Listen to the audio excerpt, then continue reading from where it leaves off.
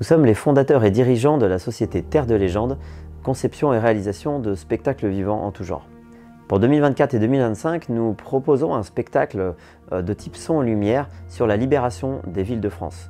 Ce spectacle est voué à être joué devant un public familial, en plein air, devant un bâtiment d'exception, comme un hôtel de ville par exemple. Pour une fois, et de manière assez inédite en France, nous souhaitions mettre à l'honneur l'histoire des villes locales et du peuple l'ayant vécu, plutôt que de fêter un simple armistice. Dernière nuit avant la liberté, c'est un spectacle teinté d'émotion qui en appelle à un devoir de mémoire.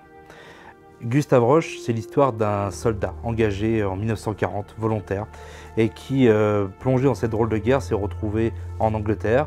On l'apprend en cours d'histoire, et il revient en fait dans cette ville, 4 ans plus tard, où il découvre que tout a changé. Il avait laissé des amis, de la famille derrière lui, il avait laissé une ville qui a été marquée par des atrocités, qui a été marquée par la résistance, qui a été marquée par tout un tas d'événements qui font notre histoire. Et il doit réapprendre à vivre avec. Dernière nuit avant la liberté, c'est cette dernière nuit avant la libération. Parfois les combats ont eu lieu, parfois la capitulation a été signée, mais il y a toujours eu cette première nuit où on redécouvre sa liberté. Et cette première nuit de liberté, cette dernière nuit avant la liberté, on va la vivre avec Gustave Roche. Qu'est-ce qui fait que votre spectacle sera un spectacle sur mesure pour votre ville? Eh ben, c'est tout simplement cette originalité qu'on a mis à créer un spectacle à tiroir, c'est-à-dire avec plein d'options possibles, on va pouvoir construire le spectacle. L'histoire avec un grand H, c'est un éternel recommencement. Peu importe le débarquement, que ce soit celui de Provence ou celui de Normandie, la libération d'une ville se passe par différentes étapes.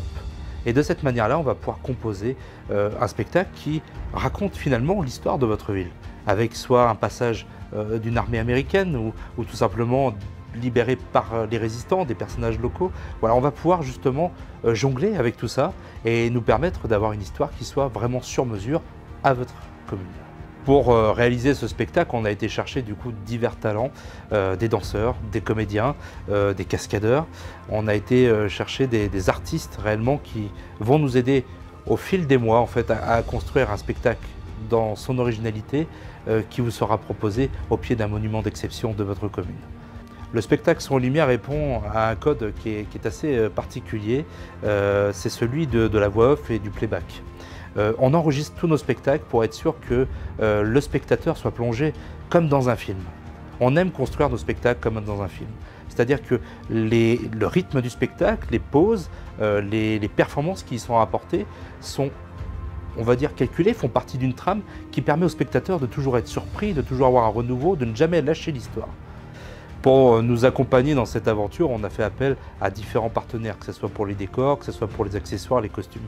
Notre partenaire principal, c'est Section T, qui par exemple va travailler sur notamment les tenues militaires qui vont être présentes dans le spectacle, l'uniforme français de Gustave Roche. Ce n'est pas une faute historique, c'est un parti pris de la mise en scène. On voulait absolument qu'il soit reconnaissable comme étant un soldat français, même si on sait qu'en 1944, les Français et les soldats français ne portent plus cet uniforme-là.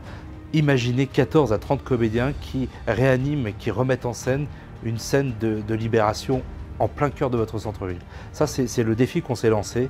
On va évidemment travailler sur le bâtiment qu'on aura choisi ensemble et faire en sorte que le spectateur est plongé dans une scène qui vient de se produire, c'est-à-dire celle des Allemands qui viennent de partir et celle des résistants qui reprennent cette liberté. Nous souhaitons utiliser des lieux de vie et non pas une salle de spectacle, de théâtre par exemple, afin de pouvoir vraiment représenter ce qu'ont vécu les gens lors de la libération et pouvoir se replonger dans cette France qui reprend sa liberté au moment où on a vraiment ces effusions de bonheur et tout ce qu'on pourrait avoir vécu dans la rue, véritablement. Ce spectacle, ce n'est pas un événement à part, ça peut être complémentaire à votre programmation dans les festivités que vous avez prévues pour fêter cette liberté. Voilà, ça sera un peu la cerise sur le gâteau, on va dire, de tout un week-end festif, de toute une semaine festive. Nous ne voulons pas fêter la fin d'une guerre, on veut fêter le début d'une liberté. Pour vous accompagner dans la mise en place de la communication de cet événement, il vous sera proposé du coup différents supports de communication. C'est l'occasion pour moi de remercier du coup toutes les personnes qui ont travaillé sur les supports de communication. Avant tout, notre photographe, Jean-Claude Robidas, qui a travaillé sur les visuels en séance photo avec les intermittents, tout ça accompagné par les costumes de section T, et puis évidemment notre graphiste, sans qui il n'y aurait pas d'identité au spectacle, l'entreprise de Spioprod. Cette affiche authentique, travaillée, est le point de départ d'une formidable aventure que nous allons vivre avec vous.